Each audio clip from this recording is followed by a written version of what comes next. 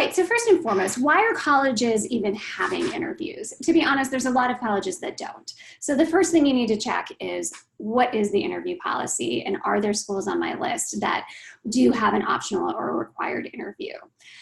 So schools are typically using these interviews to really assess your fit for the college.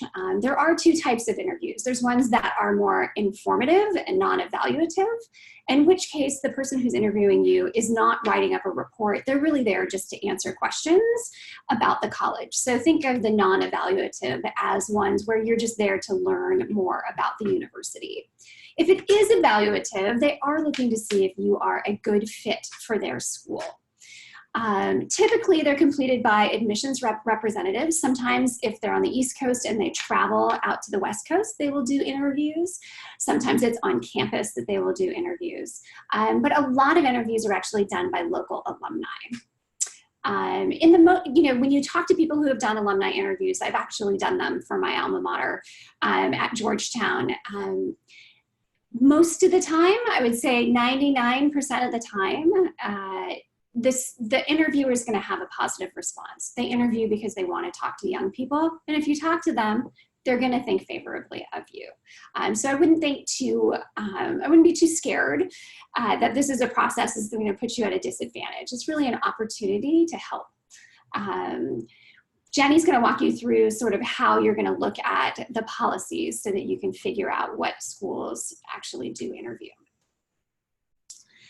So registering for the college interview, the best place to go is to search the college admissions website for interview requirements. You can check out Prep Scholar's website for a list of colleges that require or recommend interviews. They have a great blog in regards to that, and that's kind of a good place to start. But if you have your college list narrowed down, I would just look on the admissions website either under visits or apply and see what their policies are in regards to interviews. Some schools will only interview early decision candidates. Some schools welcome interviews. We use Wake Forest because I know it's a part of their process. And you can find how to register for their interview if you go under the visit section, and then in that highlighted yellow box there, it says personal interviews, and you would click on that.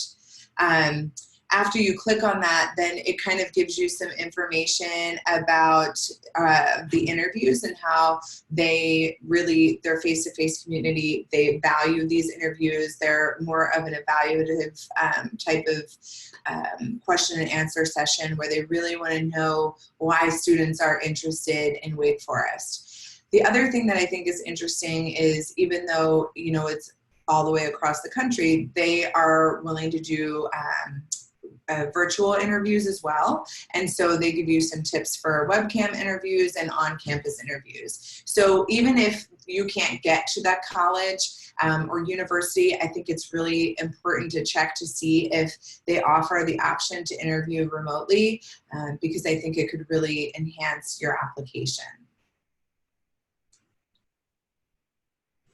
So first and foremost, why are students scared of interviews? And if you're not, good for you. But most students get a little worked up because they don't know what questions are going to be asked. So it's important to think about the types of questions that might come up in an interview.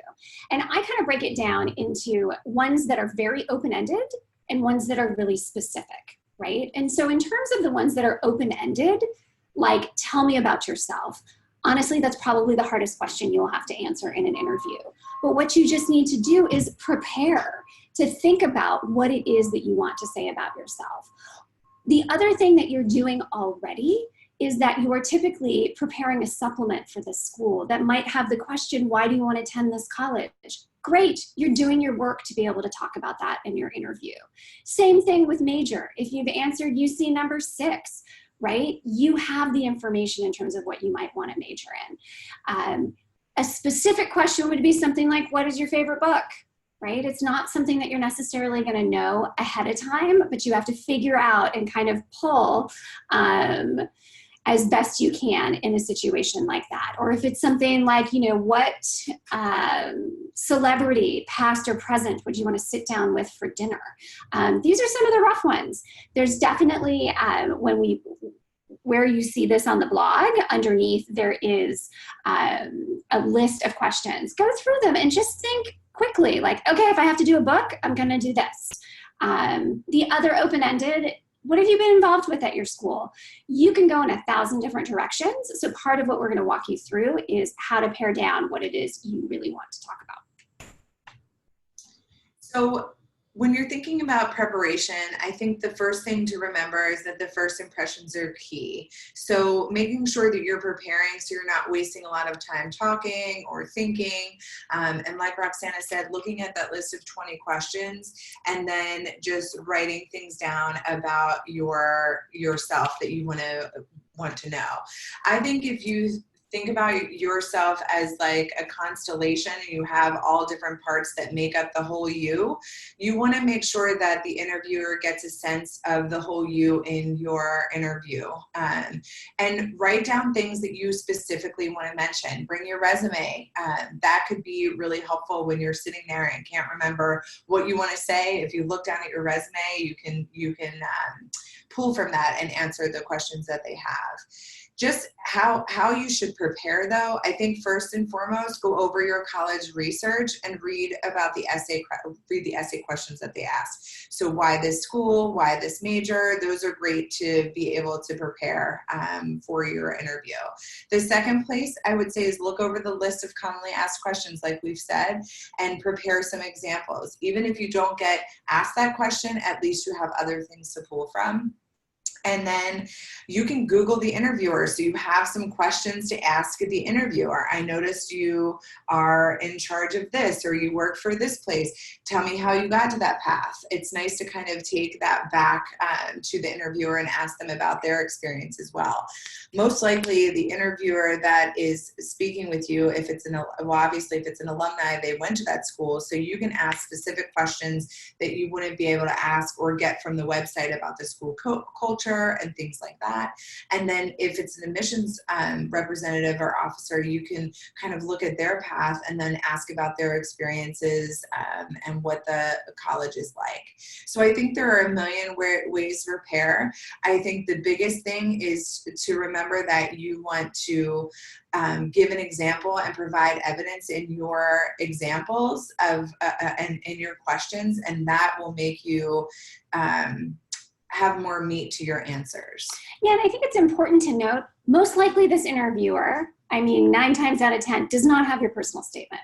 So anything that you're working on related to your personal statement or anything that's in your application is absolutely fair game. So think about those, you've already done those. So in a lot of ways, you've already prepared a statement of kind of who you are and how you see the world. So there's not a lot of extra pieces. It's more kind of strategically figuring out how you want to answer some of those questions. So Jenny and I both listened to this podcast that we have linked underneath this presentation with the college essay guy in terms of how to prepare for an interview. And one of the people that he speaks with talks about, you want to go into your interview with a tray full of cupcakes. Okay, and those cupcakes are the things that you know that you want to get to, that you want to deliver them right into the lap or the table or in front of your interviewer. So I think the idea in preparation is think about what are your 4 or 5 cupcakes. So the first piece is to gather information. Again, your personal statement, great place to start. Any supplements that you've done, anything you've done for the UCs that answer something about what you're academically interested in. Think about your resume. You're not going to regurgitate your resume, but what are the 4 top things on your resume, right? Those are each cupcakes.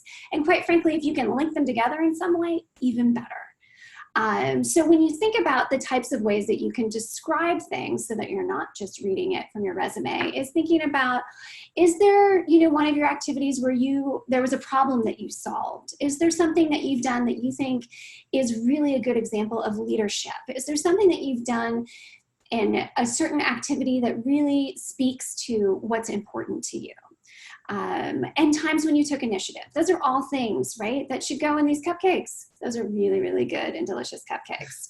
And then you just, like I said, you want to pare it down, right? So figure out what your 5 cupcakes are that you know that you really want to talk about, right? And what Jenny's going to talk about a little bit is how to make sure that your examples are really specific and deliver them throughout the interview. You can always switch around an open-ended topic to get to one of your cupcakes. So if you think about Wake Forest University, or if I think about Wake Forest University and some of the things that students most often do in terms of extracurriculars. If I were to say I'm a student applying to Wake Forest and my cupcakes is my mission trip to Mexico, international travel with my family, community service, completed an internal assessment in IB and biology on neuroscience, and I'm a member of band or something like that. Say those are my main cupcakes, or the things that I feel most proud of that I did in high school. When I'm preparing for the interview, one of the places that I go is the school's philosophy or their mission. I also look at student life. I look at the classes and coursework that would be associated with the major that I'm applying to. And I would try to find ways to pair those with with my interests. So if those are my cupcakes in the first little paragraph there, when I did my research, I saw that Wake Forest their goal is to develop the whole person. Great. That was my goal in high school. And not only was I academically sound, I was also a member of the band, and I also did community service. So I felt like that really made me a well-rounded person. I also see that 60% of the students study abroad. Well, great. I've done international travel. I've done mission trips to Mexico, so I can relate that back to what Wake Forest has. And then when I was looking more specifically, Wake Forest has an alternative break. They have Martin Luther King Day of service.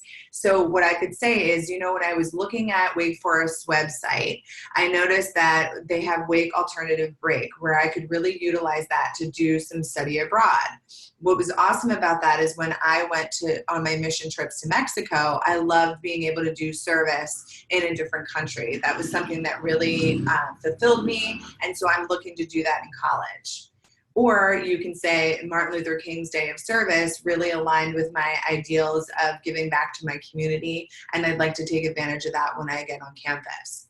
In terms of biology, if you look, they have the ability to double major and or minor, and they also had some neuroscience research going on. So if I did my internal assessment in IB on biology, on neuroscience, I could relate that back to the fact that Wake Forest has a cohort of professors that study neuroscience, so I hope to get involved in that kind of research, right? So those are the ways that you kind of take what you have and match it up with what Wake Forest has, and then deliver those cupcakes during your interview. So how do you prepare for this? Well, I would write out some of the popular responses, and I would try to make those connections. And then as questions come up, you can sort of relate those back. What's nice about preparing is you're going to rehearse, but when you go to talk to the person, it's not going to hopefully sound rehearsed. You don't have like a memorized script as how you're going to answer each question. But the more that you practice pulling out your cupcakes from that tray, the easier it is to kind of deliver that information. So what I would say is you should not sound rehearsed, but you should prepare to talk for about 3 minutes and relate it back to the school in some way. So, what the college essay guy talked about in his podcast was having the question plus the answer, and then supporting that with some evidence in some way, shape, or form. So, going a step further beyond what just I want to major in biology, give them the why. So here's just sort of, I would say this is like a hierarchy in terms of how to answer what you're planning to major in.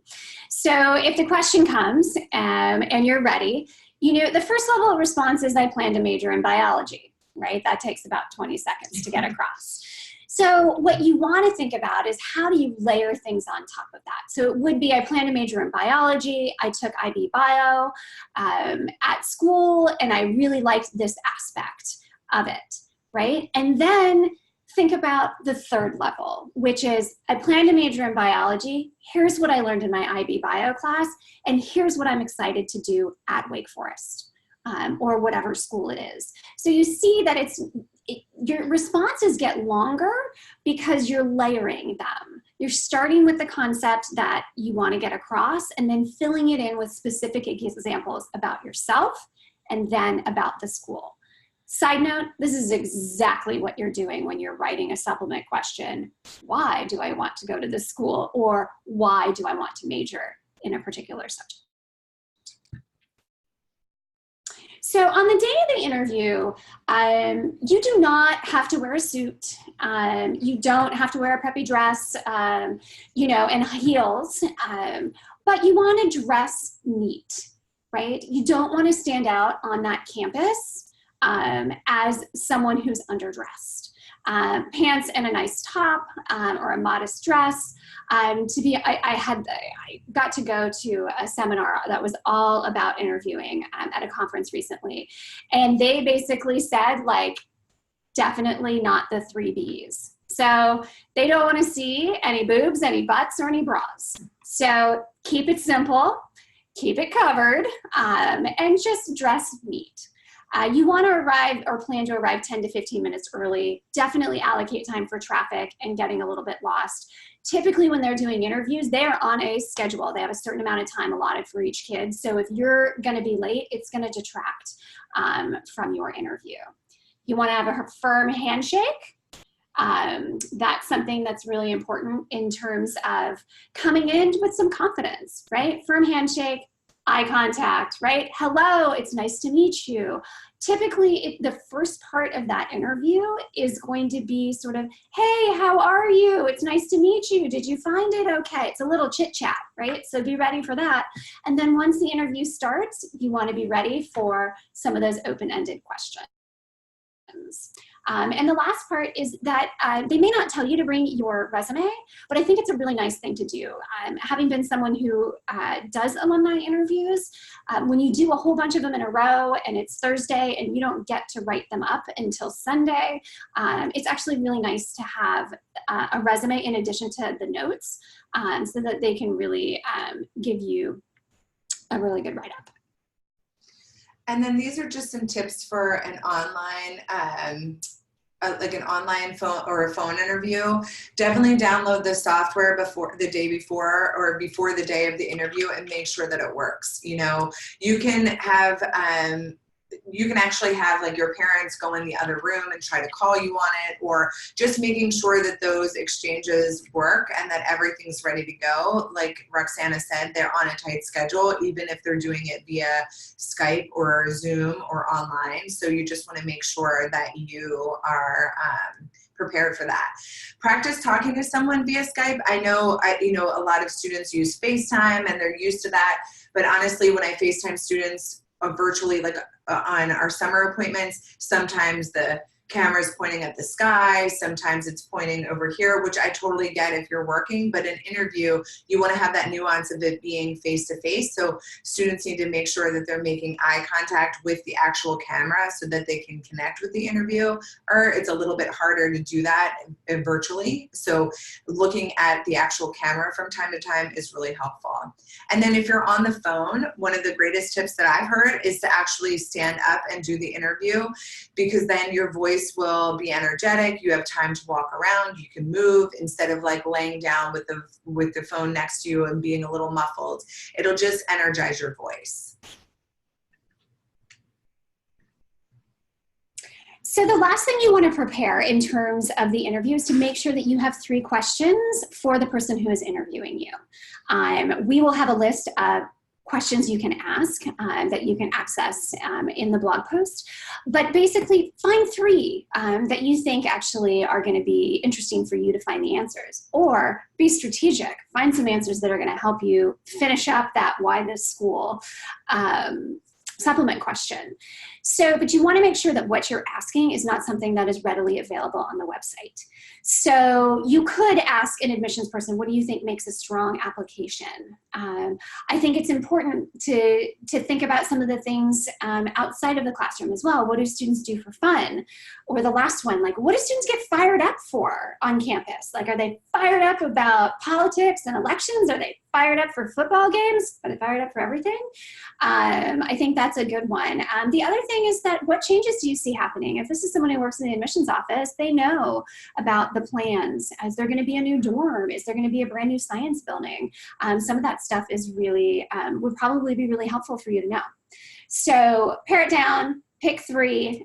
Typically at the end of an interview, someone's going to ask you, do you have any questions for me? So best to be prepared. If you need to, write them down. It's perfectly fine to, say, oh, I jotted some down, open up that piece of paper and tell them if you think you're going to forget or if you're nervous about that part. Ooh, yes. So then there's finishing strong. A lot of that is, diving into those questions and making sure that you have a question to ask them. Sometimes they will say, have I answered your questions? Is there anything else that you'd like to know? Or is there anything else that you'd like to tell me? Great. Go back to your tray. Did you deliver all the cupcakes? It is fine to say, you know what, there's one thing that I do that I didn't really get a chance to talk about, and it's this, and deliver that last cupcake. And basically, after your interview is done, shake hands, and then once you are home, I would send a quick thank you via email. Because most likely that's the way that they contacted you. And then if you got their contact information, or if you can find it on the website of the school or of the person, I actually would write them an old-fashioned note. There is something really compelling about a kid from the digital age writing a real thank you note. That means that you took the time to say thank you, and you genuinely really appreciated the time that they took. And then the resources that we use to prep for this, this webinar, and where you can prep further for interviews if you want more questions or you want to listen to the College Essay Guide podcast. It's a great way to kind of go through here. So Prep Scholar has the information on interviews. College Essay Guides has not only a 2-page guide for preparing for the interview, but he also has the podcast. And then Mark Effinger has driving the interview conversation. So all of these will be our resources that will be linked at the end of our presentation. That's it. Good luck on your interviews.